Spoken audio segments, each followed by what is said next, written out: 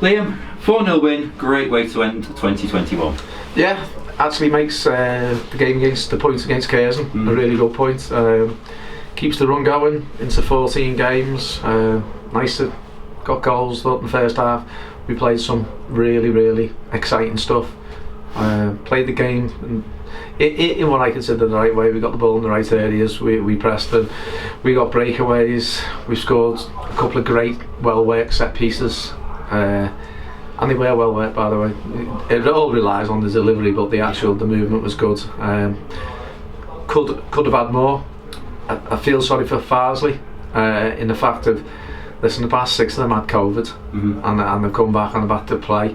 They couldn't play in the trophy game, which was about the 18th. So the last game was probably around the 11th of December. Then you've had COVID, then you've had Christmas.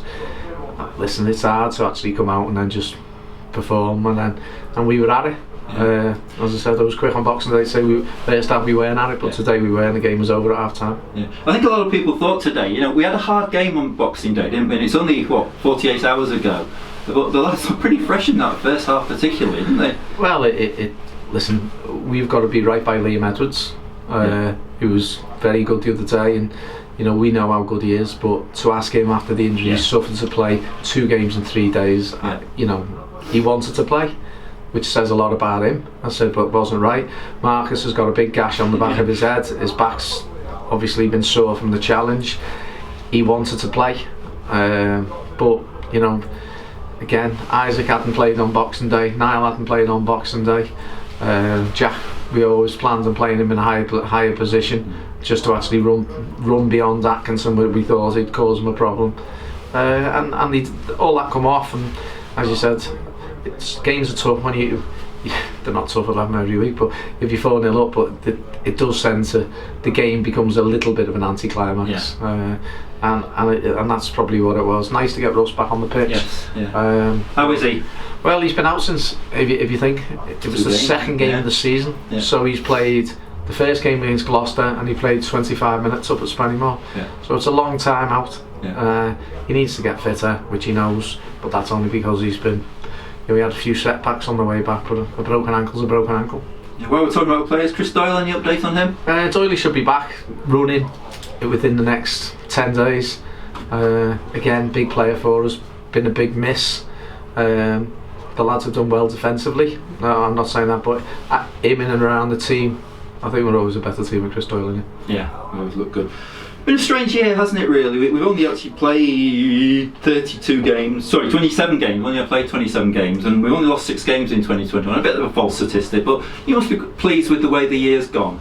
Yeah, I'm made up. As I said, I knew we'd come alright. I think the performances early on this season, you're saying there's 6, well 4 of them were in the first, but York, Brackley, Fylde, and whoever else we played. Spennymoor. And you can always look at the Spennymoor and the Fylde games. Did we really lose them games? But statistically we did. So the performance levels have been good, consistently good from the start of the season. So it's a good place to be. The fans have been amazing this time. Best I've ever known Southport ever. The way it is at the moment. The club is. I think Ian's got to take a lot of credit for getting the club on it. Pulled it together, hasn't he? Yeah, really pulled us all together. There's no fractions, there's no moaning, there's no going on about old time nonsense, etc. It's just in a good place. Yeah, I think you saw at the end of the game the appreciation. I know it's easy when we won 4-0, but they've stuck with us, haven't they, right through every single game this season. And that ovation at the end and at half time, well deserved for the lads. Yeah, and yourself. But on the way, the fans are also getting it back. Because we're not going to do anything unless we do it together. No, that's a fact. I said, we've been met here many times when you winning championships, etc. And we've never had the following, which we're getting now. Yeah, it's fabulous. Yeah. We're up to 6th, end of the year in 6th position. I think at the start of the season, you always said we would, but some of us had a few doubts. But to finish the year on 6th, you must be very pleased.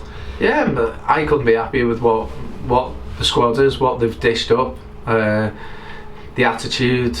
The way they've all gelled together, but they're a good age. And then sometimes you got to turn around and say your senior players here are good. Yeah. And are still class. Tony Mack is part of that. Obviously Russ, even though he hasn't played. I mentioned Chris Doyle.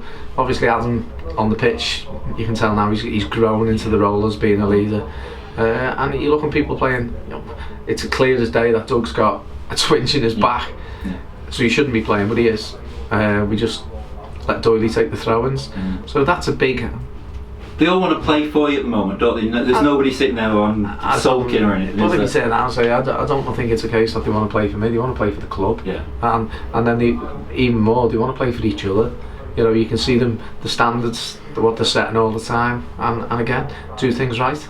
And, but I'm going to single some person out. I said to the other day, us as a football team, we've always had really good middle and midfielders, people who can play, and people who, even then when you'll get taught that we were a direct team, you go back to Price, your Toms, your Sids, your Lynch, all them, Alan Mugans, all them, but Charlie Munro was that important to us and the way he's grown into the season. He was man of the match today, to be honest. And the way he links the play together. Yeah.